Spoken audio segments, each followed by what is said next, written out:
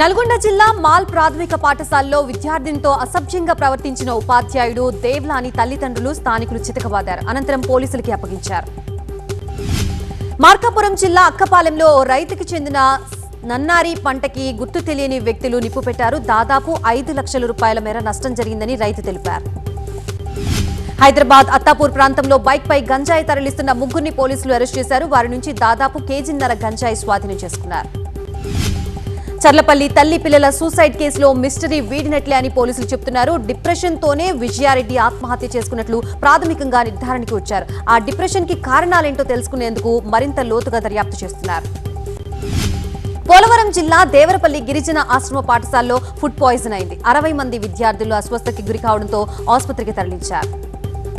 ఒంగోలులో food safety, legal metrology అధికారులు బేకరీలు, హోటల్లో తనిఖీలు చేపట్టారు. అనేక చోట్ల కాలం చెల్లిన పదార్థాలు, నిల్వ ఉన్న మాంసం గుర్తించారు. చట్టపరంగా కేసులు నమోదు చేశారు.